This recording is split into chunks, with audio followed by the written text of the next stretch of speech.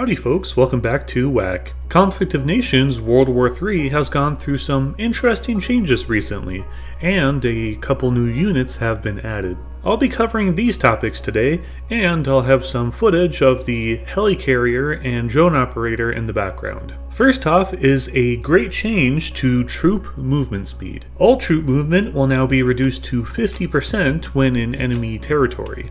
This will give players more time to react when defending their territory. This change coincides with updates to National Guard. Instead of a 50% reduction in movement speed in enemy territory, it will now be down to a total of 33% speed for National Guard. On the other hand, they are now the fastest units in friendly territory, and they will spawn at full health, which is a very nice change. At this moment in time, I still think National Guard are an equally good alternative to standard infantry. Elite units have received some major changes as well. The units that were previously capped at 10 can now mobilize 15 units, making seasonal units even more powerful than they already were. Elite satellites can no longer spot stealth, air, and ground forces, and I think this is a fantastic change that makes this unit a lot more balanced. They've apparently added missions and have made some changes to some maps and alliance-related stuff. None of that really interests me, to be perfectly honest, and the missions they added are only available on the mobile version of the game as of now. Okay, well, it's been a while since this ship has been available, but let's talk about the helicopter carrier. As of now, it is an ultra-rare unit that a select few have.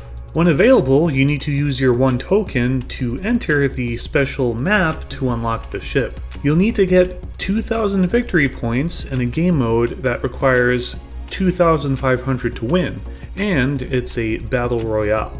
Needless to say, it is unreasonably difficult to get. Oh, and did I mention that gold is enabled in this game mode? What this effectively does is make the Helicarrier the single most pay-to-win unit in all of Con history. The match I was playing was going fairly well until I encountered a major golder. So I worked with a group of other solo participants to destroy this player. Unfortunately, one of our team members betrayed us and we weren't able to take turns getting to 2,000 victory points. Dorado has stated that they will be looking at the VP requirements for unlocking this unit. Honestly, this seems like one of the most toxic ways to get unique content in an online multiplayer game, and I haven't heard from anyone who thinks this was implemented well. Not sure why they didn't just add it to the tech tree, and hopefully they do at some point. But hey, they're the game devs, and if you or I don't like it, we can just stop playing the game. Am I overreacting? Because I feel like I might be overreacting. Let me know in the comments section below.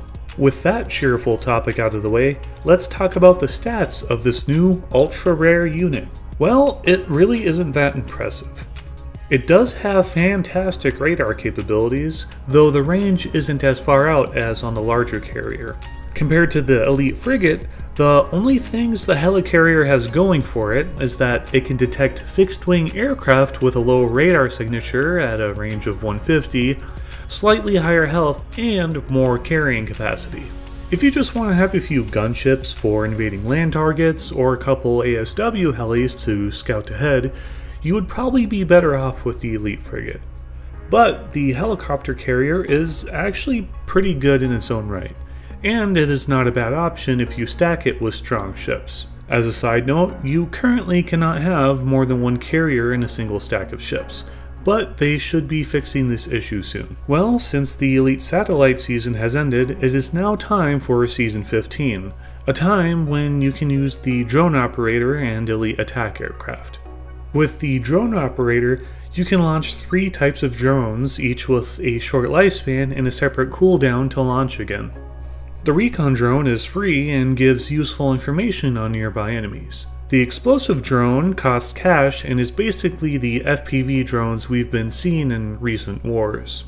Then of course are the oh-so-effective Sabotage Drones, which damage air bases and ships but also cost cash. The Recon Drone is pretty useful, especially since it is completely free to use.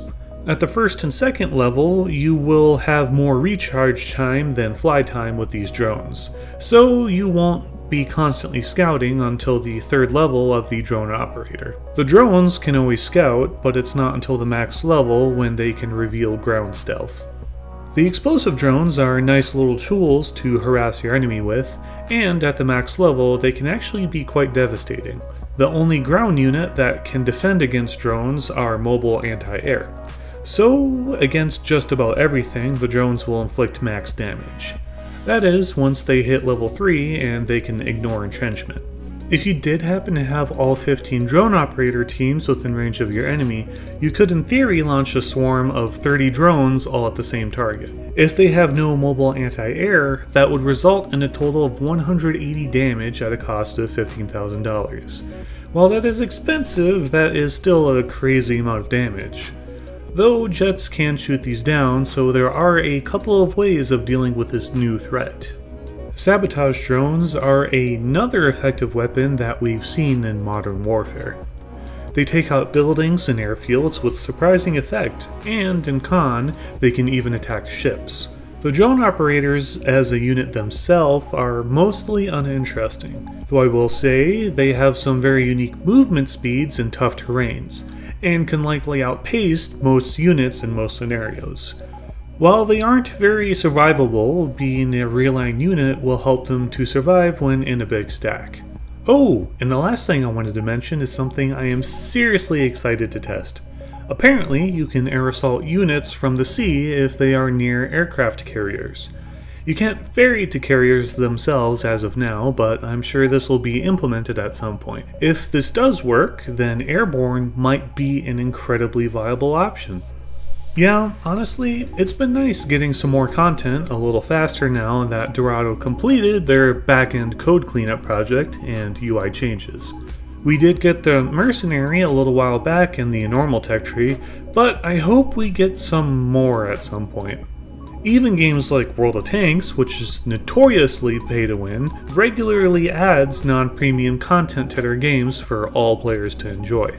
But yeah, those are the highlights from the last few months. If I missed anything, be sure to let me know. I've been having fun with satellites and drones, and I'll have to test out air assaulting from sea at some point. Thank you so much for sticking till the end. See ya!